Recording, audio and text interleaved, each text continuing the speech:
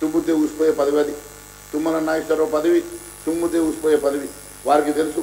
ఎందుకంటే కాంగ్రెస్లో వారికి ఎక్కడ కూడా ఢిల్లీ దాకా వారికి సంబంధాలు లేవు కాబట్టి వారు కేవలం మెర్సీ మీద ఉన్నటువంటి పదవిలో కూర్చున్నారు కాబట్టి వారు ఏ పదవి ఎప్పుడు పోతుందన్న బాధతోటి భయంతో ఈ రకంగా మాట్లాడి ఉంటారు. నేను అర్థం చేసుకోగలుగుతాను. కానీ రైతుల కోసం మీరు ఇవ్వాల్సినటువంటి భరోసా ఇవ్వలేని పరిస్థితులు ఉండడం.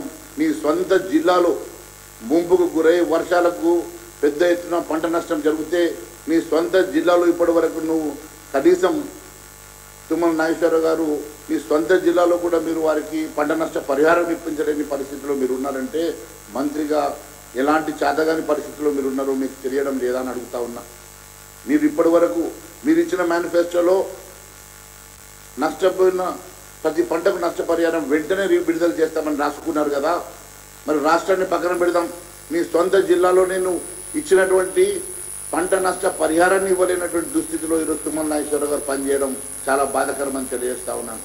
తుమ్మల నాగేశ్వరరావు గారు మీకు ఎంతవరకు మీకు అధికారులు ఇచ్చారో ఈ ప్రభుత్వం ఈ ముఖ్యమంత్రి గారు నాకు తెలియదు. కానీ మీరు ఇప్పటి వరకు మరి మీరు ఇచ్చినటువంటి ఏ ఒక్క హామీ కూడా నెరవేర్చలేని పరిస్థితిలో పూర్తిగా వైఫల్యం చెంది ఆ వైఫల్యాన్ని మీరు మూట కొట్టుకునే పరిస్థితి చాలా బాధాకరంగా ఉన్నది.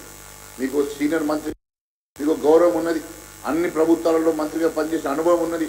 ఈ ప్రభుత్వంలో మీరు మరి ఈ జూనియర్ ముఖ్యమంత్రి గారి మరి క్యాబినెట్లో మీరు మంత్రిగా ఈరోజు మీరు వైఫల్యం చెంద ఉన్నది.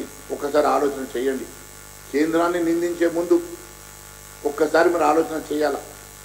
కేంద్రం 6,000 రూపాయలు ఇస్తామంటే ప్రతి సంవత్సరం తక్కువ 6,000 రూపాయలు జమ చేసేటువంటి కేంద్ర ప్రభుత్వం ఇచ్చిన మాట కట్టుబడుతున్నదా లేదా?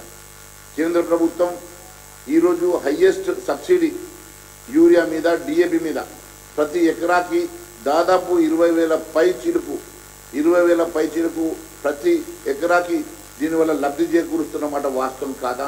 మీరు ఒకసారి ఆలోచన చేయాలి. ఈరోజు ఎంఎస్పి ధరలు కూడా, మద్దతు ధర కూడా పెంచి మరి ఈరోజు రైతులను ఆదుకుంటున్నది మరి భారతీయ జనతా పార్టీ కాదా? మీరు ఒకసారి ఆలోచన చేయాలి. అన్నిటికన్నా ముఖ్యం నేను ఈరోజు తెలియజేస్తా ఉన్నాను, ఏ రాష్ట్రంలోనైనా భారతీయ జనతా పార్టీ హామీ ఇస్తే హామీని నెరవేర్చినటువంటి పార్టీ ఏదన్నా ఉంటే అది భారతీయ జనతా పార్టీ. మొన్నటికి మొన్న మహారాష్ట్రలో 1,00,000 రూపాయలు రుణమాఫీ చేస్తామంటే ఒకే సంతకంతో 1,00,000 రూపాయలు ఏ కండిషన్ లేకుండా అన్కండిషనల్గా రుణమాఫీ చేసి ప్రతి రైతును ఆదుకొని ఒక్క విమర్శ కూడా లేకుండా ప్రతి రైతును ఆదుకున్నటువంటి ప్రభుత్వం పార్టీ ఏదైనా ఉందంటే అది భారతీయ జనతా పార్టీ. ఉత్తరప్రదేశ్లో కూడా రుణమాఫీ చేస్తామంటే రుణమాఫీ చేశాం. ఎక్కడైనా ఏ రాష్ట్ర పరిస్థితులు బట్టి, ఏ రాష్ట్రంలో మేము ఏం హామీ ఇచ్చామో అక్కడి ఆర్థిక పరిస్థితులు బట్టి హామీ ఇస్తే అక్కడ ఆర్థిక పరిస్థితులు బట్టి పూర్తిగా నెరవేర్చినటువంటి బాధ్యత, నెరవేర్చినటువంటి ఘనత ఓన్లీ భారతీయ జనతా పార్టీకి మాత్రమే ఉన్నది. మీలాగా తప్పుడు హామీలు ఇచ్చి గద్దెనెక్కదలుచుకోలేదు. ఆ రకంగా మేము ఇవ్వాలనుకుంటే మేము కూడా మీలాగా తప్పుడు హామీలు ఇస్తుంటివి. కానీ మేము ఎప్పుడు కూడా తప్పుడు హామీలు ఇవ్వలే. మా నాయకుడు మాకు ఒకటే నేర్పించాడు, తప్పుడు హామీలు ఇవ్వద్దు, ఇవ్వగలిగిందే మాట్లాడాలి, మాట్లాడింది తప్పక నెరవేర్చాలని మాకు నేర్పించారు. కాబట్టి మేము ఆర్థిక పరిస్థితులను బేరీజు వేసుకొని ఆర్థిక పరిస్థితి వల్ల మేము ఉన్నటువంటి పరిస్థితుల్లో మేము ఏమి ఇవ్వగలుగుతాం మాకు చెప్తాం, చెప్పింది ఖచ్చితంగా చేస్తాం. కానీ మీలాగా తప్పుడు హామీలు ఇచ్చి అబద్ధం పాటలతోటి, బూటకం పాటలతోటి అధికారం చేజిక్కించుకున్న తర్వాత మీరు ఈ రకంగా తప్పించుకునే ప్రయత్నం మీరు చేయడం అనేది చాలా బాధాకరం అని చెప్పి నేను తెలియజేస్తా ఉన్నాను. ఈ రకంగా మీరు మా కుర్చీల కొట్లాట గురించి మాట్లాడడం కాదు, ముందు మీ కుర్చీల కొట్లాట చూసుకోండి, మీ ప్రభుత్వ సంగతి మీరు చూసుకోండి, మీ ఆర్థిక పరిస్థితి మీరు చూసుకోండి. మీరు మళ్ళీ ఈరోజు ఇంకా 13,000 కోట్లు రిలీజ్ చేస్తాం, 31,000 కోట్లకు కట్టుబడి ఉన్నామన్నారు.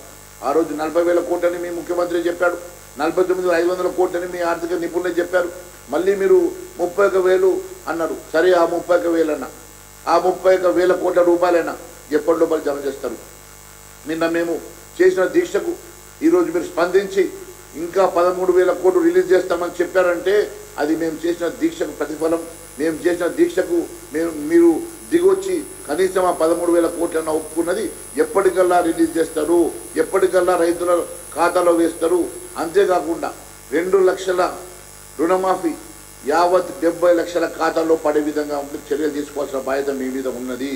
2 లక్షల పైన ఉంటే మిగిలిన డబ్బు కట్టమని రైతులు ఒత్తిడి చేయడం కాదు, ముందు మీరు 2 లక్షలు ఇచ్చేసేయండి.